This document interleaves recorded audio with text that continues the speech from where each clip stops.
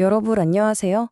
매일 아침에 오늘 일하러 갈까 아니면 그냥 쉴까 이런 고민 한 번쯤 해보셨죠? 바로 그 선택 안에 경제학에 아주 중요한 원리가 숨어 있다는 사실 혹시 알고 계셨나요?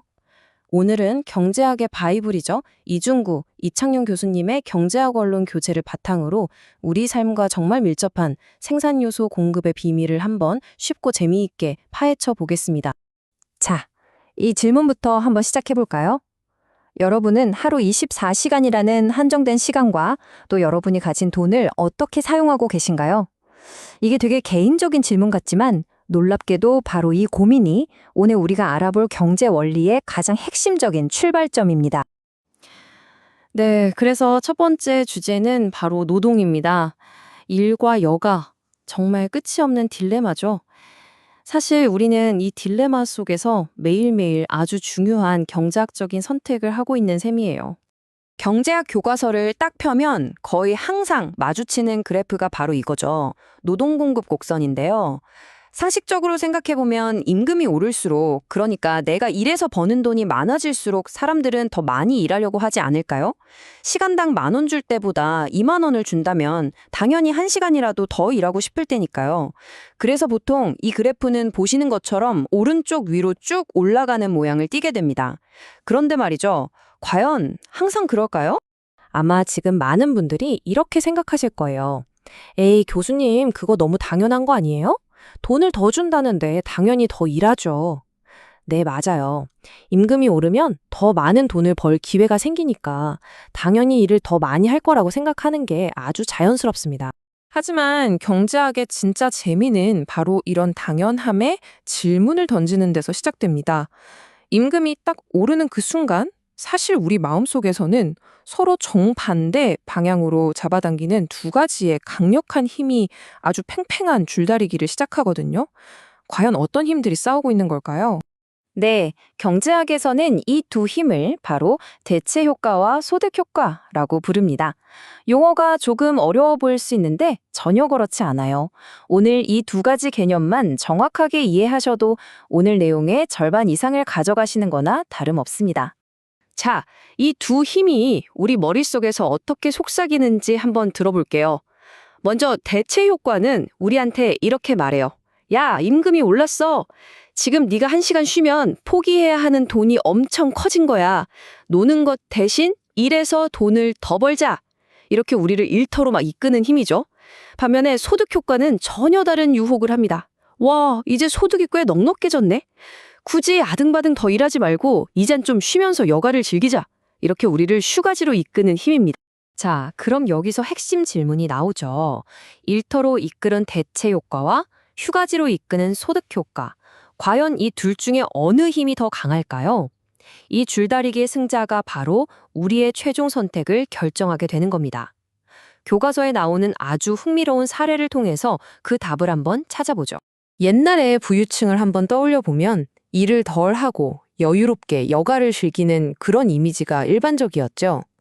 이건 소득 효과가 더 강하게 작용했다는 뜻이에요. 그런데 정말 흥미로운 건 현대사회의 고소득 전문직들을 보면 정반대의 모습을 보인다는 겁니다.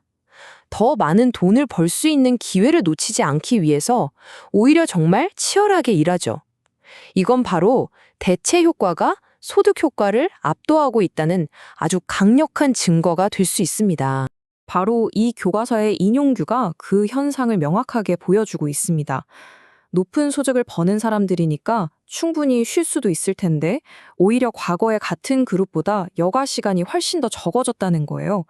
그만큼 더 높은 임금이라는 요인이, 즉 대체 효과가 아주 강력하게 작용하고 있다는 뜻이겠죠. 자, 그럼 이 두 힘의 싸움을 한번 정리해 볼까요? 보통 임금이 아직 낮은 수준일 때는 당장 돈을 버는 게 더 시급하니까 대체 효과가 이겨서 일을 더 하게 됩니다. 그런데 임금이 아주 높은 수준까지 오르면 어떻게 될까요? 아, 이 정도 벌었으면 충분해. 이제 좀 쉬면서 살자는 소득 효과가 극적으로 역전승을 거둘 수가 있어요.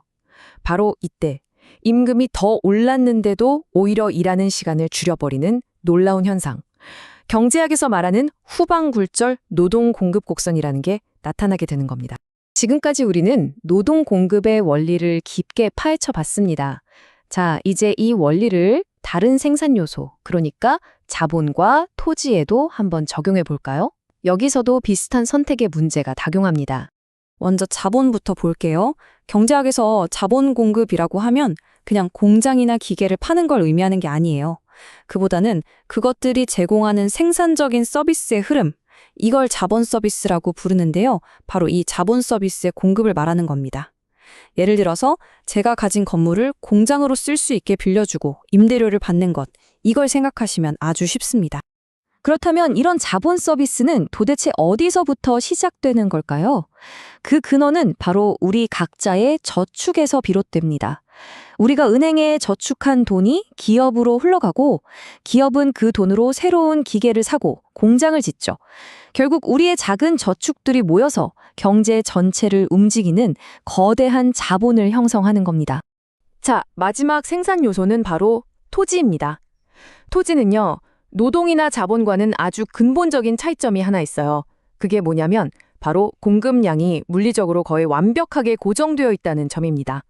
우리가 아무리 노력해도 지구의 면적 자체를 늘릴 수는 없으니까요.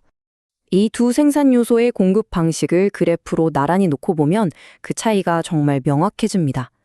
왼쪽에 자본을 보세요.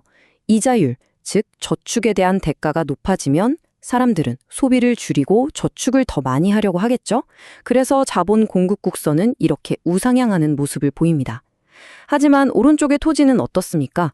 토지 가격, 즉 지대가 아무리 폭등한다고 해도 지구상의 토지 총량이 변하지는 않죠.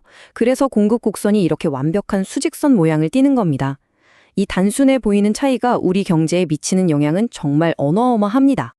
자, 오늘 우리는 노동에서 시작해서 자본, 토지에 이르기까지 생산 요소 공급의 핵심 원리를 쭉 살펴봤습니다. 이제 오늘 배운 내용들을 한눈에 정리해보고요. 우리 현실에 이걸 적용해 볼 수 있는 마지막 질문을 하나 던져보겠습니다. 오늘 배운 내용의 정수만 딱 뽑아봤습니다. 첫째, 노동 공급은 결국 일과 여가 사이의 선책이라는 것. 둘째, 임금이 오를 때 대체 효과는 일을 더하게 만들고 소득 효과는 일을 덜하게 만든다는 것. 셋째, 이 두 힘의 싸움 결과가 최종적인 노동 공급량을 결정한다는 점. 그리고 마지막으로 자본 공급은 저축에 달려 있고 토지 공급은 그 양이 딱 고정되어 있다는 점. 이것만은 꼭 기억해 주세요. 마지막으로 이 질문을 여러분께 던져봅니다. 최근 우리 사회의 큰 화두죠. 워라밸이나 조용한 사직 같은 트렌드는 오늘 우리가 배운 개념으로 어떻게 설명할 수 있을까요? 어쩌면 우리 사회가 과거보다 대체 효과보다는 소득 효과를 더 중요하게 생각하기 시작했다는 신호는 아닐까요? 그리고 가장 중요한 질문입니다. 지금 여러분의 삶에서 일과 여가의 선택을 이끄는 가장 강력한 힘은 대체 효과인가요? 아니면 소득 효과인가요? 이 질문에 대한 답을 한번 곰곰이 생각해 보시면 좋겠습니다.